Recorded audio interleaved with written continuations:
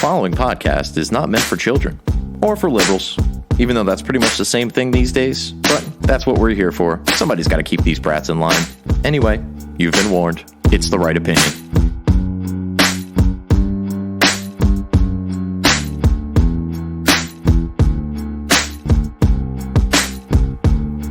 These days, our media's either incompetent or malevolent. They don't believe in heaven, but they acting like they heaven sent.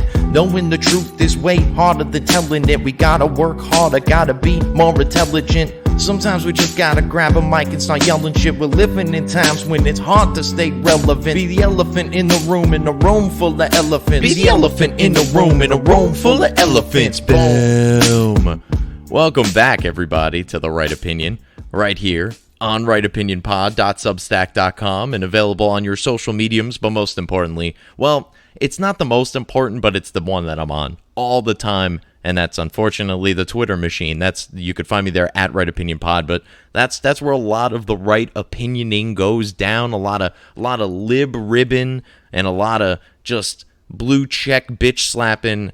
All of the fun goes on over there at rightopinionpod on Twitter. And I just put up an episode recently after not doing one in a while, so I know this is weird for everybody, but nevertheless, I had a few things to say, right? I'm sitting around just thinking about the nonsense that is pumping out of the administration right now, and man, let's start with the vaccines, right? Still unvaccinated, not planning on getting it anytime soon. As I've said many times, I ain't getting it, and if they mandate it, I really ain't getting it. So there we go.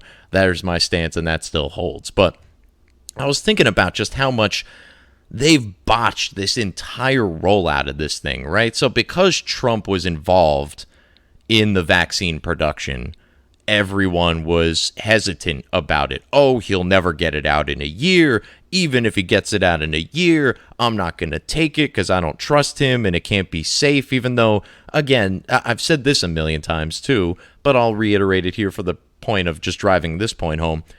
It's not like Trump put on a fucking lab coat, walked into a lab, and made the vaccine, right? Like that, at no point in time was that a real thing.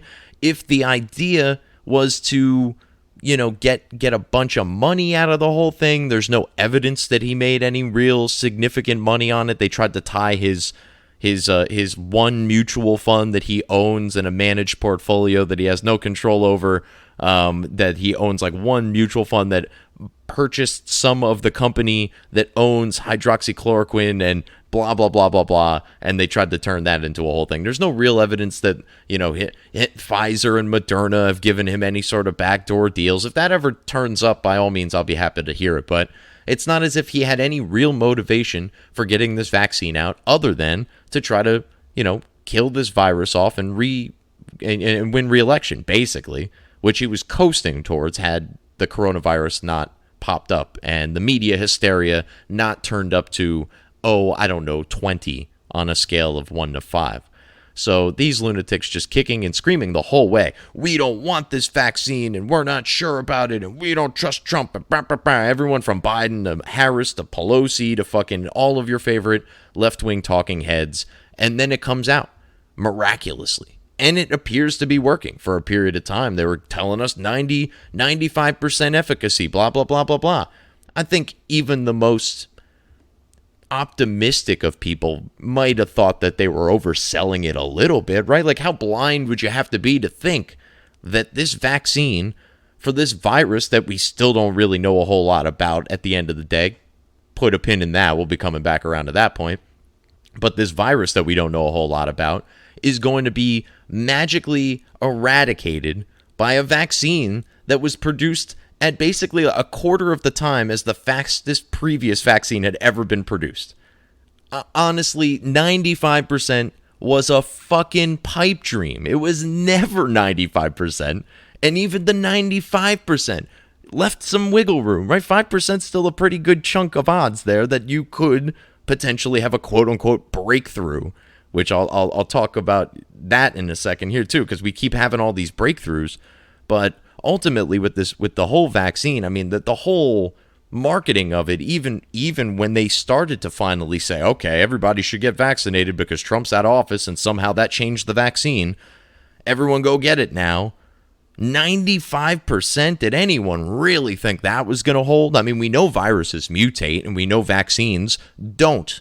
So, ipso facto, at the end of the day, this was ultimately going to, the efficacy, if it ever was truly 95%, is dropping precipitously as the days go by. And yeah, the argument, I guess, could be made that people who are unvaccinated are causing the mutations. However, the point could also be made that the people with these leaky vaccines are the ones causing the mutations, is that they still get the disease, and because they have a certain level of immunity because of the vaccine that is particularly leaky, hence they got the disease even though they've been supposedly inoculated from it. Now it is in a body that is fighting it basically harder than maybe a normal body would, and now the virus could mutate to adapt better and then spread. And now this variant, the Pfizer variant, if you want to call it, or the Moderna variant, or whatever it is, the vaccination variant, and variants for that matter, because this will happen, a variety of different ways across the world with the variety of different vaccines that are in play, and obviously the variants that were already forming to begin with. So this is obviously far from over. It's not as if COVID has really gone away, but at this particular juncture, everyone who wants the vaccine has had access to the vaccine.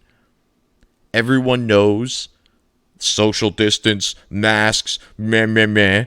If all of these things work, then I think it's okay for us to return to normal. And for people who are cautious themselves to be the ones to take it upon themselves to be cautious. This, frankly, has been my position throughout the entirety of this pandemic. Maybe sans like the first couple of weeks when we really didn't know anything, and it had 28 days later fucking vibes. Now we're well past that point. But to get back to my pin before I'll pick that sucker up, we don't really know a whole lot about this virus at the end of the day. And if they were really hell-bent on trying to get people like myself vaccinated, you know what would be a really good idea? Is to look into the origin of this virus. Because if it turns out that this actually is some sort of Chinese biological weapon, yeah, I'm going to be a little bit more terrified of this thing ultimately. If it was just some stupid research being done in a poorly kept lab in China, that's a problem. It's not as nefarious as, obviously, a biological weapon that they may have released on purpose. Obviously, I don't want any of that. I don't necessarily think that's what it was. It may very well have been perhaps a biological weapon in the making, but I don't think it reached its final form. Otherwise, I think China would have executed this whole thing a little bit better, meaning that they would have developed a vaccine for themselves and their people, the ones that they care about, all 5 of them. But they only have 1 billion, so 5 is still pretty good. So they would have executed this better if this was a real legitimate, on-purpose biological attack. That would help me say, yeah, I really don't want to get this. And that would do a lot more than like a tweet from Chris Rock, to pick up another pin that I dropped a little earlier, is that they keep telling us about these breakthrough cases, quote unquote breakthrough cases. As my dude Eric D. July on YouTube, I don't know him, but I watch him all the time. He was talking about this very issue with Chris Rock, and he's like, we should just stop calling them breakthrough cases because they happen so often. They're not really outside of the norm. We need to stop referring to these vaccines as vaccines because they're not vaccines. They're therapeutics at best. They drastically reduce your likelihood of hospitalization and death. And yeah, they do reduce your likelihood of contracting the virus, but they don't prevent you from contracting the virus, which is generally what we think of when we get a vaccine. And yeah, some vaccines, or for that matter, all vaccines are, quote unquote leaky to a certain degree. None of them are 100%, but 95 sounded good. When it dropped down to like 60 something, my already hesitance towards, my already existing hesitance towards getting this, and my risk calculation, which is, again, for those of you unaware, I'll go through it. I'm in my mid-30s. I'm not obese by any standard of measurement. Not to suggest I'm like uber skinny and ripped to shreds. Not the case either, but I'm in good shape. I do smoke. That's a problem, granted. But given my age, my health status, no known comorbidities. I have no, knock on wood, no known pre-existing conditions of any kind. Again, I'm in pretty good health. I'm not concerned about getting this thing because people in my demographic, according to the science, are extraordinarily unlikely to have any issues with this virus. I'll get it. It'll hit me like a flu. It'll roll right off my back like water to a duck. Ain't no thing but a chicken wing, and I'm off to the races like I would be with any other flu. That's the likelihood. Will that necessarily all break out that way? Like, no. I could get it and die. Entirely possible. Unlikely, but possible. So unlikely that I'm not going to go out of my way to get a vaccine that I know even less about than the virus, and that I know even less about its efficacy, and that I'm being told every day there's breakthrough cases and people are not only getting it. I've heard at least one person say on a podcast, and I know that's a really vague source, but we're kind of flowing this week. This is a rather non-scientific discussion about science, I understand. But I believe it was the Steve Day show, and they were talking about the quote-unquote Pfizer variants that they kind of coined that term because these vaccines are so leaky. Again, the virus is still infecting these people, and now the virus is mutating as a result of the vaccine and is now kicking back out to the general population, and those variants may very well be doing more damage to the unvaccinated than any variants could ever do to the vaccinated. See how this works? We're trying to protect the vaccinated from the unvaccinated, which the last I checked is what the vaccine was for. But nevertheless, we're still trying to protect the vaccinated from the unvaccinated because of the variants, but the variants may very well be coming from the vaccinated because they're vaccinated, and because not only are they vaccinated, but specifically because they're vaccinated with a leaky vaccine that was experimental at the time that most of them took it, and they just took it because the fear porn had driven them to this madness where they were randomly, willy-nilly injecting things into their bodies because they were scared of what, and granted, there are plenty of people in at-risk categories that have every reason to consider and or get this. Fair, been there, talked about that a million times. But like people who fit in my health category, male, mid-30s, not obese, no existing, comorbidities of any that I'm aware of. Again, who knows? But all that said, I know plenty of people that fit into that category and or are much younger, much healthier, that have rushed to go get this damn thing, and there was no reason for them to do so.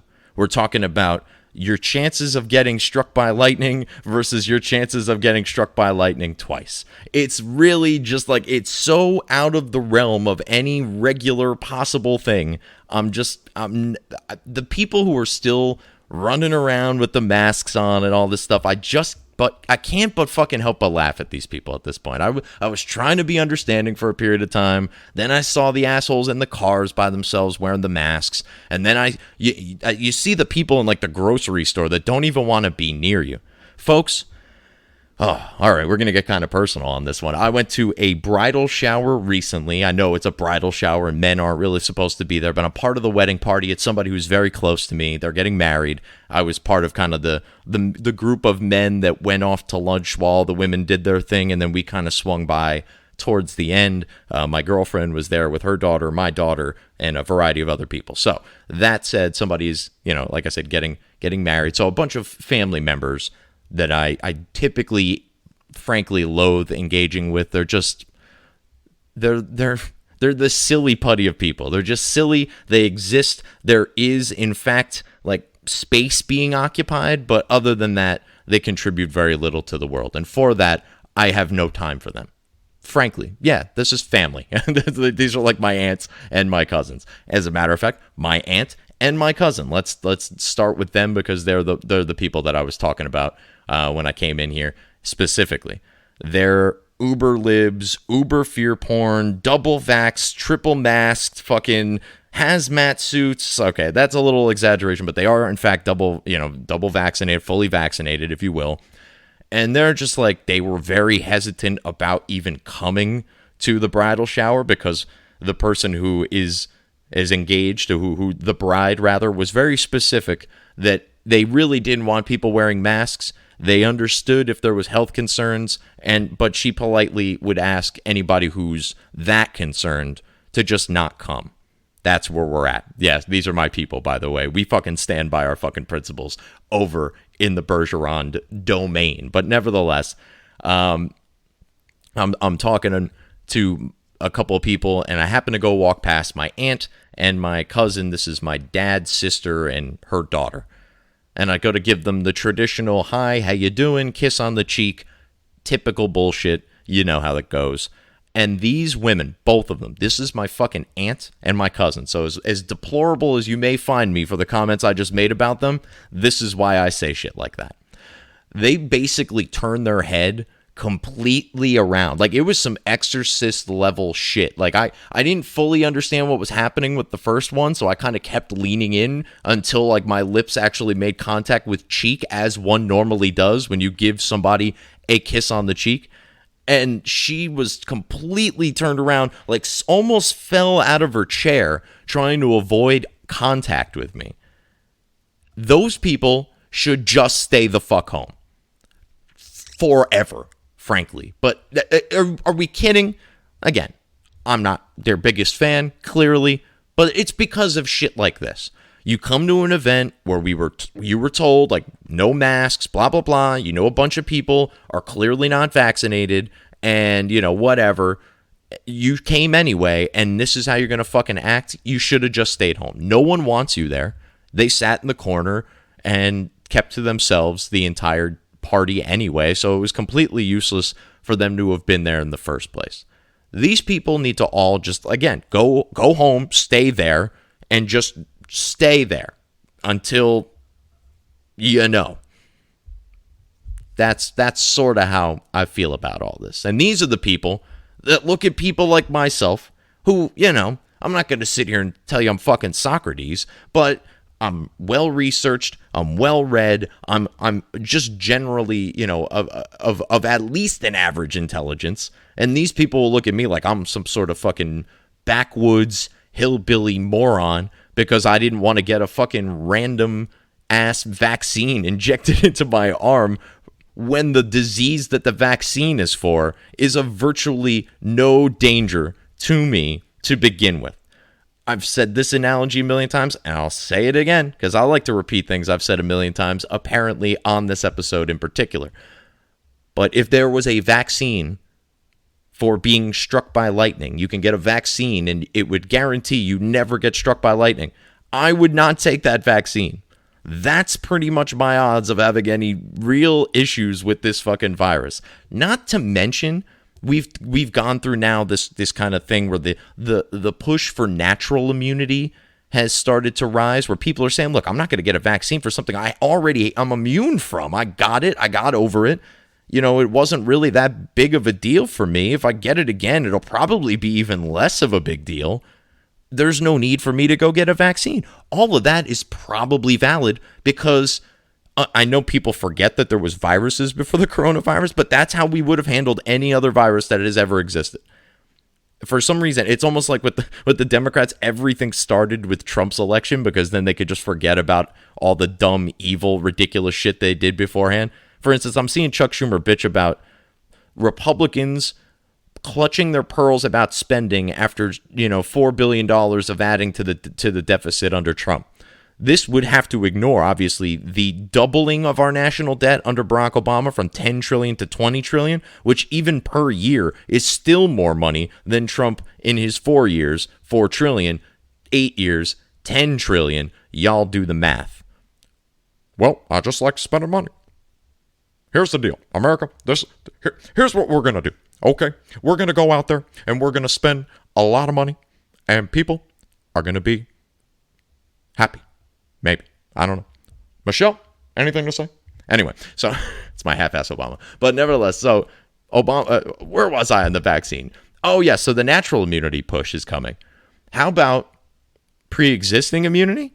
Again, we don't really know a whole lot about this virus, but I'm worried, as many are. As a matter of fact, I was listening to a series of podcasts where they were talking about these vaccine mandates, and people were writing in and saying, okay, it's one thing to win the natural immunity battle, But what about us who never had it and don't have natural immunity? Would that, if we win the natural immunity battle, meaning that the people who have natural immunity would be immune from any mandates, would then people who have never been exposed to this have to be vaccinated?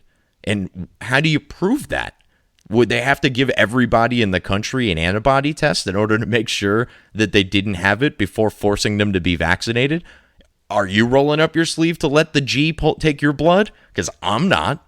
How does this all work at the end of the day? And as I was kind of getting to a moment ago before I went on a little bit of elaboration, I guess. It wasn't really a side tangent. It was more just adding detail. But what about the likelihood that some people are just immune to this? Period.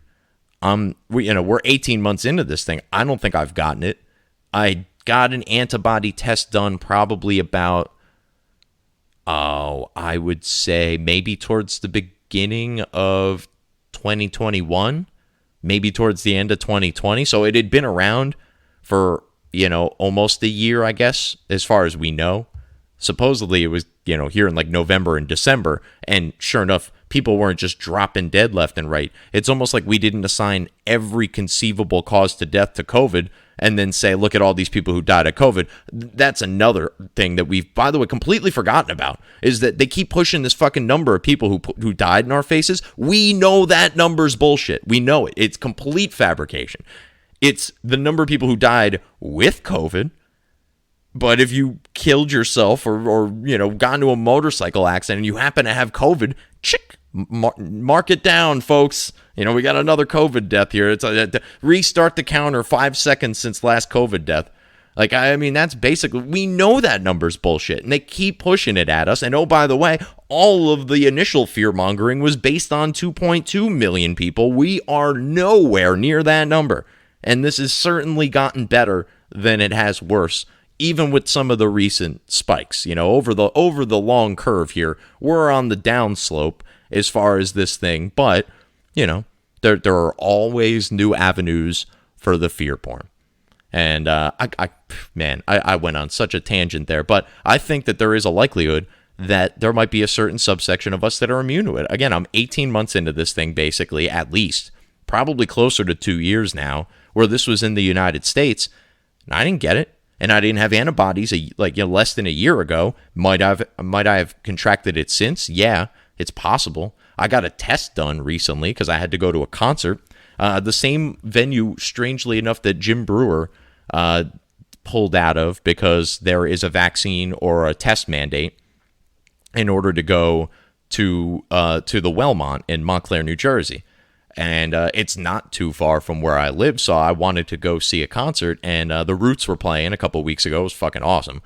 Totally worth getting myself nasally raped to go, because if you weren't vaccinated, you had to produce a test to go see the concert, but you had to produce the test within the test had to be conducted within 72 hours of the concert, but it takes 48 hours for you to get the test results in a lot of cases, and they sent the email out 72 hours before the concert. So that was their little way of basically making it really hard for anybody who wasn't vaccinated to go. And I obviously wanted to go to the concert because I went and lined up and left work early to go get myself nasally swabbed by the extraordinarily unfriendly staff at the local urgent care. I've been there a few times throughout the course of this because of work. They've sent me to get tests, and they suck all the time, every time, except for one dude. He was awesome. One of the fucking best medical assistants I've ever encountered. In and out, very friendly, he was, dare I say, gentle. He was gentle. He was just a fine gentleman. I don't know. It was one of the weirdest things because I hate doctors. All right. I know my anti-science bias is shining through here, but I hate going to the doctor's office. I hate going to the dentist's office. I go, when I have to, but it's just, I fucking hate it. I'm not a fan of all this, I don't know. Maybe it's a repressed fear from my childhood. I have no idea what it is. Just never been a fan. I don't think a lot of people are fans, but maybe they don't have quite the negative reaction to it than I do. But this one guy was like the only, probably besides my hygienist when I was a kid, my dental hygienist, this was probably the only positive experience I've had with a medical professional in a very, very long time. So, but yeah, I wanted to go see the concert, but it was at the Wellmont in Montclair, and Jim Brewer recently pulled out of this show because I think he's even vaccinated. I'm fairly certain he said that when he was on Tucker, but he just doesn't want his fans to have to worry about that or have to, to basically, be subjected to either getting vaccinated or getting nasally swabbed in order to come see him tell jokes. Like, that's not funny. That's a really shitty way to start the process of comedy. And he didn't want, people to have to do it. He pushed back. The venue said, we're not budging. And he said, all right, I'm canceling the show. So he pulled out. I went to that show recently for the Roots, and again, it was worth it to me. But hey, I mean, if the Roots tried to take a stand, which is not something I was really expecting them to do, even though are the Roots vaccinated? I'm not suggesting anything based on anything, but do we know? I mean, have they made a big push? Have they done anything on Fallon? I honestly don't know. But at the end of the day, maybe it's just, for some people, they just don't want to make an issue of it, even if they're not, and they think it's wrong. And look, I can understand that. Not everybody's me. Like, not everybody wants to make a big fucking deal about everything. But, every so often we're going to need to push back on things like that. And as stupid as something like Jim Brewer canceling his comedy show is, it's something. Like Dave Mustaine from Megadeth made a comment the other night, weirdly enough, in New Jersey. I believe they were in Homedale at PNC Bank Arts Center. Megadeth was playing. I've actually seen, was it Megadeth there? No. Who am I thinking of? I saw Motorhead there with Iron Maiden and Ronnie James Dio back in the day. That was fucking lit. But Megadeth was playing there recently, and Dave Mustaine, the lead singer, guitar player, gets up on the mic and he's like, look, man, look, everyone just look around. Look to your left, look to your right. We're out here having a good fucking time. No one's bitching at one another about masks. Hey, you, where's your fucking mask? And, like all that kind of shit. And it was just like, this is how shit's supposed to be. A fucking man, Dave Mustaine. And look, he's, the lead singer from a metal band that obviously is legendary, but it's a genre that's just, it's by the wayside at this point. Rock and roll is pretty much dead these days. All we have is Imagine Dragons, and they're like, meh, are they even? They're not. But nevertheless, the Grammys consider them, so that's what we got. And the Foo Fighters make an album every so often, but I assume you have to provide proof of vaccination to even listen to it, so I haven't heard it, obviously. But nevertheless, it's cool to see celebrities stand up for this sort of shit. And really, the right opinion at the end of the day, as much as I like getting into the deep dives on the news and like investigating like fucking Spygate and all that kind of shit, I love it. I wouldn't do it if I didn't. But I really like the pop culture shit. And it bothers the fuck out of me that these people, these Hollywood elites, these blue checks, these fucking talking heads, it drives me absolutely crazy that these people have the influence that they have. But they do. That doesn't mean not liking it doesn't change the fact that it exists. And so when once every so often, a James Woods really fucking nails somebody with a tweet or something like that, like it's awesome. And it needs to happen more. Not only with our celebrities, but just with our kids. We have such a non-rebellious society for a country that was founded on a rebellion. I mean, like, this is ridiculous that we are at this point now. We have a generation of celebrities. We have a generation of just general everyday people who think they're resistors and they're fighting the man when the man literally backs every fucking cause they back. Every goddamn one, from the fucking alphabet people, the Black Lives Matter, the fucking, women in STEM, every fucking thing, Planned Parenthood, they fucking love it. But they think they're fighting the man. We're out here fucking fighting the machine. Oh, I just got an email from Target. They're having a Black Lives Matter sale. Are you fucking kidding me? This is just your average, everyday ass hat on social media. Then you got our celebrities. Not a goddamn one of them. You got fucking rappers and fucking rock stars and fucking basketball players and fucking football players just fucking bending over for the man to come fucking ram that fucking vaccine up their ass, and they couldn't fucking tell the world how much they love fucking Chris motherfucking Rock. Chris Rock is out here shilling this vaccine after he got the vaccine and fucking got COVID. Are you kidding me? What the fuck has happened, by the way? Chris Rock, back in the day, had a very famous comedy sketch about how These motherfuckers ain't, insert another word there. These motherfuckers ain't never gonna cure AIDS because there ain't no money in curing AIDS. It's all about the medicine. It's all about the treatment. That's where the money's at. That's how the drug dealers get their money, because the government and all these guys, all these corporations, they're just drug dealers. That's Chris Rock back in the day. Now shilling the vaccine that didn't fucking work, Chris. Oh, and our kids. Man, I was talking to my daughter today, and I said, listen, little Bergeron, I said, look, as a parent, I kind of like that you kids aren't really rebellious. Like, I don't know how I'd handle it. It's a real fucking moral conflict for me, because I was an asshole when I was your age. So now, if you were an asshole, it would be really hard for me to tell you not to be an asshole, because I, too, was an asshole. I didn't use this exact language with her, but I swear around her, whatever. Yeah, I'm a terrible parent. All right, so never mind. So I'm talking to her. I said, but like at the end of the day, I kind of want to see more kids being more rebellious. The fact that parents are the ones protesting the masks in school and the kids are just cool with it is disgusting. What a sheepish, just fucking lost generation these kids are. I love my daughter to death. Their generation doesn't stand a fucking chance. I have faith that maybe she could be one of the few that rises to the top of this bullshit because she isn't a complete moron. But my God, can you imagine, folks? Listen to the sound of Harrison Bergeron's voice right now. Close your eyes unless you're driving.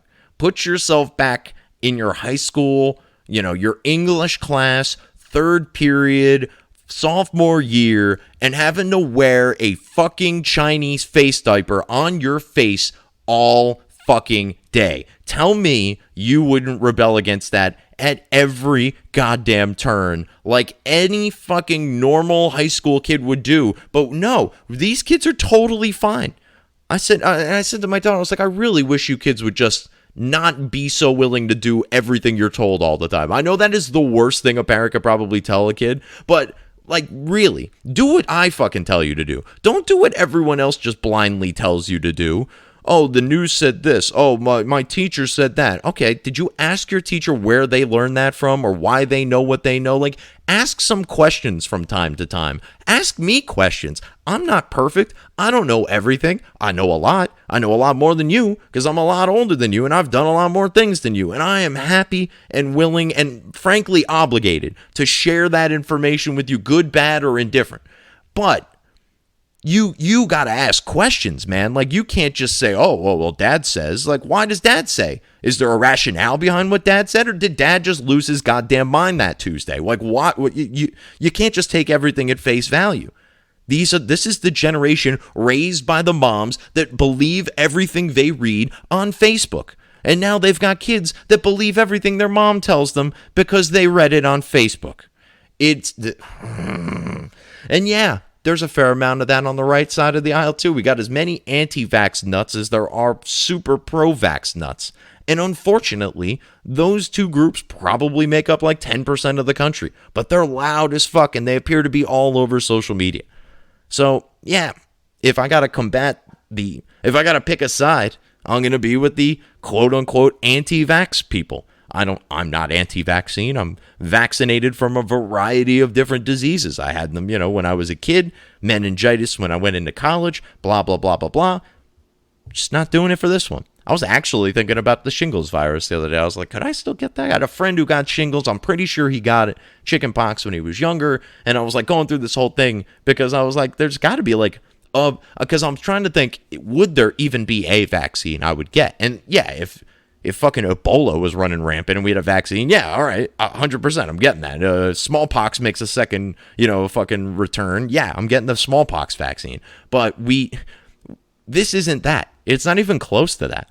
And all of the legal precedent that these morons are using to try to say that Joe Biden has the ability to create some sort of federal mandate on these things, all of it's based on smallpox, which had like a 30% case fatality rate, meaning 30% of the people who got it died.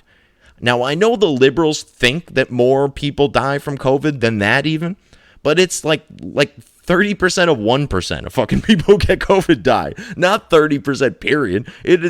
We're not even at 2%. Realistically, I think the highest number I saw is a 1.5, 1.6% case fatality rate for COVID. Okay? And we know it affects certain people more. 78%. I got this stat from Bill Maher, of all people. 78% of the COVID deaths in this country were considered obese at the time of death. Why is no one talking about that? 78%. That might even be a higher percentage than at certain age brackets. 78% of the people who died of COVID are considered obese medically. Now, granted, the bar for obese medically isn't all that, reasonable, I would say. Like most people you'd see be like, oh, there's no way that person's obese. They're like, they might be obese according to these numbers. But even still, let's round up a little bit. You know what I'm saying? Like, let's say that a legitimate, 50 to 60 to even 70% of these people are dying because largely one of their comorbidities is obesity, and obesity leads to heart disease, diabetes, a whole variety of other things. It's like it's the gateway fucking drug of comorbidities is obesity, and these 78% of people who died of COVID were obese. You see Fauci out there telling people to run on treadmills and go to the gym. No, they shut gyms down, these fucking idiots. But then, I think it was, who was it, Cuomo or de Blasio? He got caught going to the gym. And then he said, well, I got to be in good shape to run this state or this city or whatever, blah, blah, blah, mumbo jumbo political talk. But it was like, well, what about the rest of us? Well, we don't deserve to be in good shape to do our jobs? You work for us, by the way, just in case you forgot. They do. It's just, it's so bad. This whole thing has just been very, very bad. And I went so long in the vaccines. I also wanted to touch on Joe Biden fucking hates your children. And really, all children that he can't sniff. Those are the children that Joe Biden hates. If he can't sniff them or in other ways violate them, he hates them. So much so, he'll fucking drone strike them. In Afghanistan, there was 7 kids that were killed in a drone strike in Afghanistan. We were told by, General Woke Milley, our chair of the Joint Chiefs' staff. He told us on September 1st, that the strike occurred on September 1st, that it was a righteous kill and that the drone strike killed one of the ISIS-K, plotters of one of the attacks that happened earlier that shouldn't have happened because we shouldn't have botched the evacuation so badly. All of this happened under Milley's watch, by the way, at the behest of our commander in sleep, Joe Biden. But so Milley running the show basically, right? Because we know Joe isn't, and he told us it was a righteous kill and we killed this ISIS-K guy and blah blah blah. Yeah, total fucking non-truth. I won't say it's a lie. Maybe he believed it for like half a second. Nah, it's a fucking lie. We killed 10 people, 7 of which were children. And you know how we killed them, folks? We have satellite capabilities where we can read the fucking mail in your mailbox from space. Okay, that is the level of technology that we're working with. It's James Bond villain shit. That's what we're working with. That's the United States military. We're on fleek, as the kids probably said 3 years ago. But nevertheless, we've got every fucking tool in the toolkit. We followed this car that we eventually drone strike for miles because we thought they were loading explosives into the back of the car. Yeah, it turns out it was just jugs of water. Joe Biden hates children he can't fucking sniff or diddle. He hates them so much, he's got thousands of them underneath a bridge at the southern border right now. Some of them, a lot of them are Haitian. Haiti's an island. How the fuck did they get there? How the fuck did they get there? Dear God, let us find out that the Clinton Foundation is fucking moving these asshats down there. I mean, look, I get it. Haiti's a shithole. Not our fault. Go see the Clintons about that. But, man, good Lord, Haiti. Where are these people coming from? It was one thing when it was Honduras, El Salvador, they're coming from other, South and Central America. How the fuck did these people get from Haiti to the southern border of Mexico? And why didn't they, if they're seeking asylum, the Dominican Republic's right there. There's other options. Like there's other, look, you're not seeking asylum if you skip over 6 countries and then you land in America. That's not what seeking asylum is. If you're truly seeking asylum, and yeah, I know, most of Central and South America, it's not the greatest place to live. Like, I get it.